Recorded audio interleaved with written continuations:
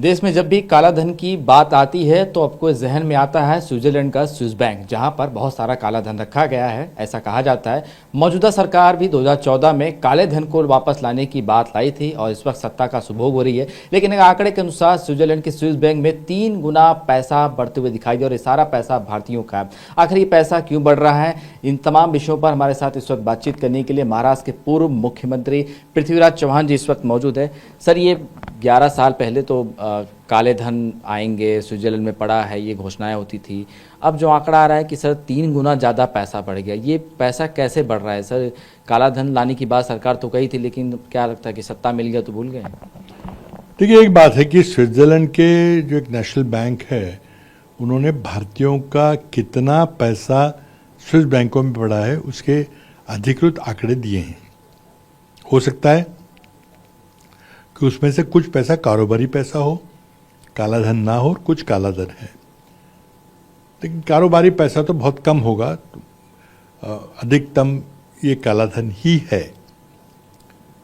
देखिए, मोदी जी को ये स्विस बैंक के आंकड़ों की कोई आवश्यकता नहीं है, क्योंकि जब मोदी सरकार सत्ता में आई थी, उन्होंने यूपीए सरकार से एचएसबीसी बैंक की सारी सूचियां प्राप्त की थी। उसके बाद पनामा पेपर्स से पनामा में जो काला धन पड़ा था भारतीयों का, उसकी पूरी सूची अधिकृत रूप से आई, किस व्यक्ति के नाम पे कितना पैसा पड़ा है।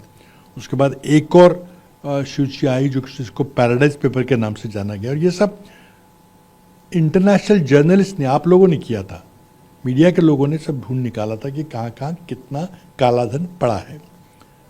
मोदी जी के पास तो सारी जानकारी है। उसी जानकारी के आधार पर शायद उन्होंने कहा था कि मैं काला धन लाऊंगा और 15-15 लाख हर एक को दूंगा। अब तो खुशी की बात है, काला धन तिगना हो गया है, तो 15 लाख की जगह 45 लाख मोदी जी दे सकते हैं, अगले चुनाव में घोषणा कर सकते हैं। देखिए, अगर इच्छा हो तो मोदी जी कार्रवाई कर सकते हैं, क्योंकि उनके पास पूरी काले धन की सूचियां है। स्विट्जरलैंड के एचएसबीसी बैंक की है, पनामा पेपर्स की है, पैराडाइज पेपर्स की है, और भी अगर ये कुछ नई जानकारी स्विस बैंक ने दी है तो वो भी जानकारी है। लेकिन देखिए, सारे लोग जिनके नाम सूची में है मोदी जी के मित्र हैं, तो कोई भी कार्रवाई नहीं होगी, कोई भी 15 लाख नहीं आएंगे, कुछ भी नहीं आएगा, काला धन और बढ़ता रहेगा। अब की बार तिगना हुआ है, कुछ 2 साल के बाद सुनेंगे चौगुना हो गया है, और जब तक 29 का चुनाव होगा तो 5 गुना हो जाएगा। और ये सब मोदी जी की कृपा से चल रहा है। सर, इस एनडीए गवर्नमेंट में कई सारे लोग देश छोड़कर भागे, जैसे ललित मोदी हो गए, विजय माल्या हो गए, मेहुल चोक्सी, तमाम जो लोग हैं, सर क्या उनको पकड़ के भी रिकवरी तो किया जा सकती है? तो स्विट्जरलैंड की बात तो ठीक है। ये देखिए, उन 3-4 लोगों से कोई ज़्यादा रिकवरी नहीं होगी। और ये जो बात आपने जिन लोगों की बात की जो भाग गए पैसा लेके, विजय माल्या जी ने कहा था, वो तो सांसद थे उस समय, तो उन्होंने कहा था कि भाई मैं तो बता के गया था मोदी जी को और अरुण जेटली जी को। तो देखिए, अगर कार्रवाई करनी है तो मोदी सरकार कर सकती है, अगर इच्छा है तो। लेकिन क्या अपने मित्रों के खिलाफ मोदी जी कार्रवाई करेंगे?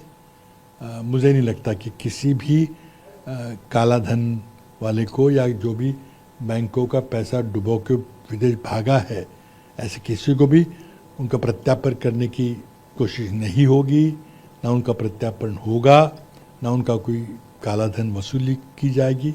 ये तो कुछ नहीं होने वाला।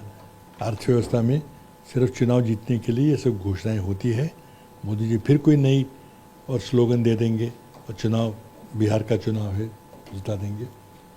तो मैं समझता हूँ कि काले धन के बारे में मोदी जी को कुछ भी कहने का अधिकार नहीं है। सर, चुनाव से सवाल है कि चुनाव, बीएमसी चुनाव है और कई सारे नई अन्य महानगर पालिकाओं के चुनाव नज़दीक पर है। महाराष्ट्र में सर मराठी वर्सेस हिंदी का मुद्दा बड़ा जोर गरमाया है। हिंदी बोलने को लेकर कई पॉलिटिकल पार्टियां आपत्ति जतानी कि हम हिंदी लागू नहीं हो जाएंगे स्कूलों में लेकर। आप महाराष्ट्र के मुख्यमंत्री रह चुके हैं सर, क्या कैसे देखते हैं कि क्या ये हिंदी मराठी का जो चल रहा है, क्या इससे चुनाव में फर्क पड़ेगा, सीटें मिल पाएंगी या इस तरफ से राजनीति चलती रहेगी? देखिए, इतना आसान नहीं है कि आप सीधा सीटों पर मत जाइए। देखिए, जो नई शिक्षा नीति जो मोदी सरकार ने लाई थी, उसमें 3 लैंग्वेज फार्मूला की बात की थी। एक तो आपकी मातृभाषा होगी, एक हिंदी जो राजभाषा है, देश भर के लिए उपयोग होगा। और अंग्रेजी जो एक इंटरनेशनल लैंग्वेज है, जो कि एक नॉलेज लैंग्वेज है, जहाँ पे नॉलेज पैदा होता है, क्योंकि हमारी भाषा में तो कुछ होता नहीं। जिस तरह से आपने हायर एजुकेशन की हालत देखी है, आज भी एक हायर एजुकेशन की यूनिवर्सिटी रैंकिंग की लिस्ट आई है, पहले 100 में भारत का एक भी विश्वविद्यालय नहीं है। तो इसलिए अंग्रेजी आवश्यक है।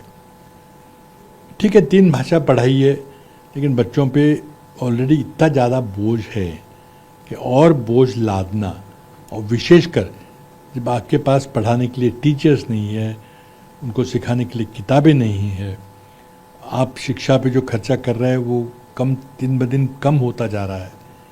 जो उम्मीद है कि राष्ट्र के और राज्य के जीडीपी के 6% शिक्षा पे खर्च किया जाए, हम मात्र 3-3.5% तक है। कोई किसी का ध्यान नहीं है। उसका नतीजा हमने देख लिया, चीन कहाँ पहुँच गया है। हालात में जब ऑपरेशन सिंदूर हुआ तो चीन के हथियार जो कि पाकिस्तान को मिले, उसकी जब तुलना भारत ने यूरोप से खरीदे हुए हथियारों से की गई तो एक कंट्रोवर्सी खड़ी हो गई है।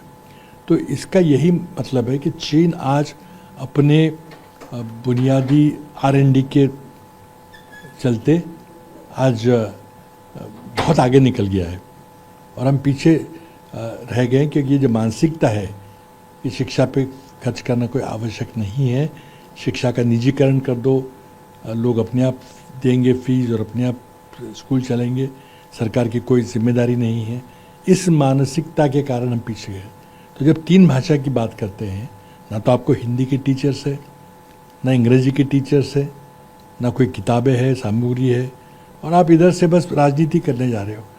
मैं बिल्कुल खिलाफ हूँ कोई मज़हब के आधार पर राजनीति करना, भाषा के आधार पर करना, अपनी त्वचा के रंग के बारे में आज़ादी आंदोलन करना बिल्कुल गलत बात है।